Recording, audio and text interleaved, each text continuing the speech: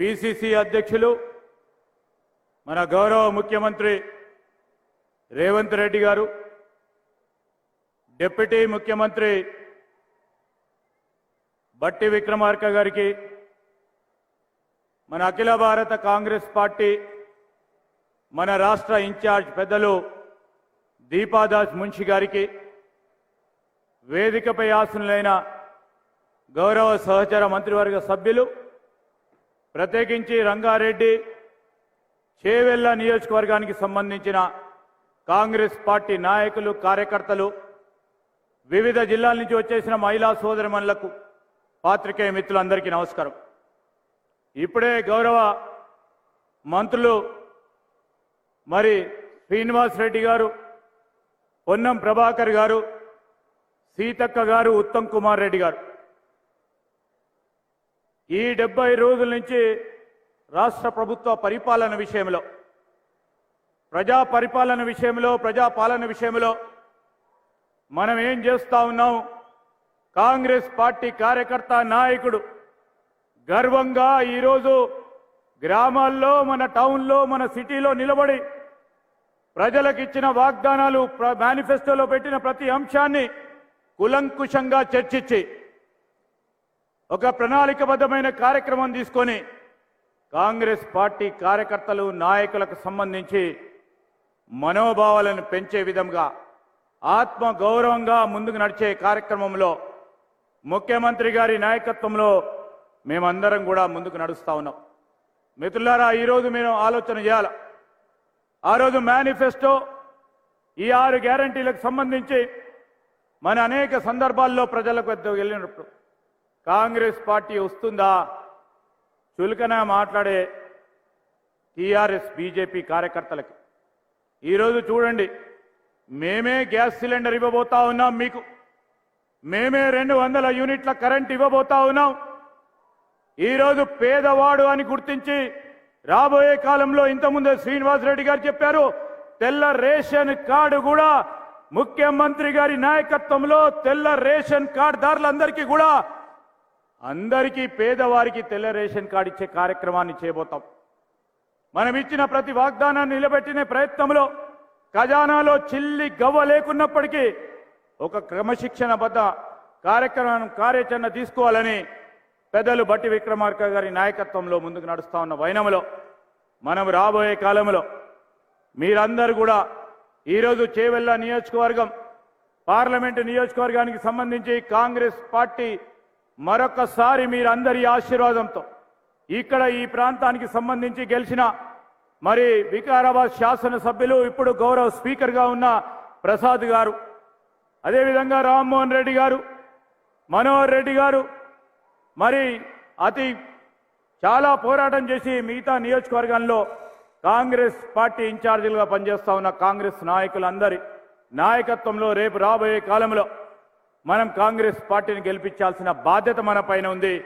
మీరందరూ చూశారు, టీఆర్ఎస్ నాయకత్వంపై విసిగి వేసారి ఈరోజు సీనియర్ నాయకులైన మరి జిల్లా పరిషత్ చైర్మన్ సునీత మహేందర్ రెడ్డి గారితో పాటు, కృష్ణారెడ్డి గారితో పాటు, మరి రంగారెడ్డి జిల్లా పరిషత్ చైర్మన్ గారితో పాటు అనేక మంది కాంగ్రెస్ పార్టీలో చేరినారు.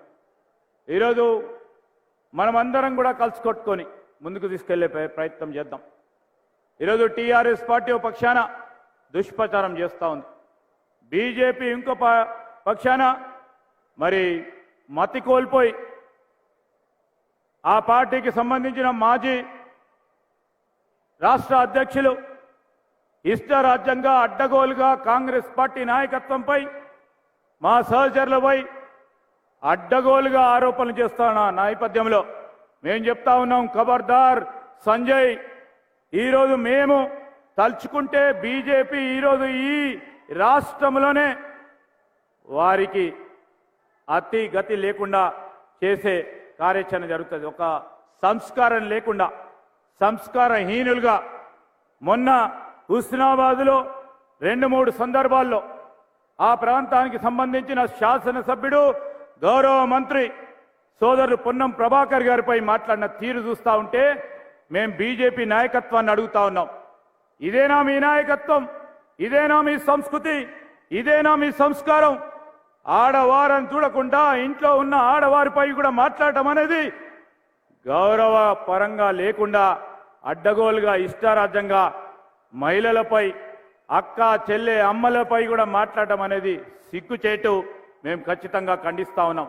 ఒక ప్రకారం కాంగ్రెస్ పార్టీ మహిళా సోదరమణుల గురించి వారి సాధికారత గురించి మాట్లాడుతూ ఉంటే, వారి ఆత్మగౌరవం గురించి మాట్లాడుతూ ఉంటే, ఈ పథకాలన్నిటిని కూడా మేము మహిళల పరంగా ముందుకు పెట్టాలని ఆలోచన చేస్తూ ఉంటే, ఈరోజు మన అక్కను చెల్లెను అమ్మను కించపరిచే విధంగా మాట్లాడే ప్రయత్నం చేస్తా ఉన్న బీజేపీ పార్టీ వైఖరిని ఈ రాష్ట్ర ప్రజలందరూ కూడా గమనించాలని కోరుతా ఉన్నా. ఈ సందర్భంలో టీఆర్ఎస్ పార్టీకి సంబంధించిన నాయకత్వం హరీష్ రావు గారు ఒక పక్కన, అదేవిధంగా కేటీఆర్ గారు ఇంకో పక్కన, వారి నాయకుడేమో ప్రజల్లోకి రారు. మేము అడిగిన ప్రతి ప్రశ్నకి జవాబు ఉండదు. ఈరోజు ఆర్థిక వ్యవహారాలపైన జవాబు చెప్పాలి. శ్వేతపత్రాన్ని మేం అసెంబ్లీలో పెడితే దానికి జవాబు లేదు. విద్యుత్ పరంగా శ్వేతపత్రాన్ని పెడితే దానికి జవాబు లేదు. మొన్న ఇరిగేషన్ మంత్రి గారు ఉత్తమ్ కుమార్ రెడ్డి గారు ఇరిగేషన్ పరంగా ఈరోజు శ్వేతపత్రం చెప్తే దాని పరంగా జవాబు లేదు. జవాబు లేని నాయకత్వం వారిది.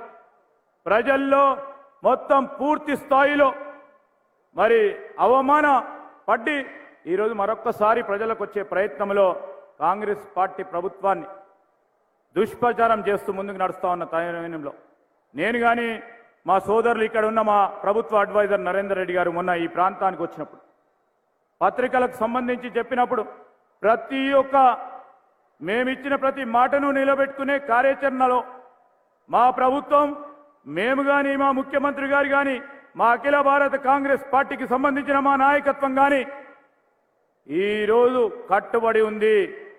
ఎవరు అధైర్యపడవద్దు. మేము ఇదే కాంక్షతో ముందుకు నడుస్తా ఉన్న తరుణంలో మీ అందరికీ మనవి చేస్తూ కాంగ్రెస్ పార్టీని నిరిగి పార్లమెంట్ ఎన్నికల్లో పెద్ద ఎత్తున గెలిపియాలని మీ అందరినీ కోరుతూ సెలవు తీసుకుంటాను. జై హింద్, జై కాంగ్రెస్.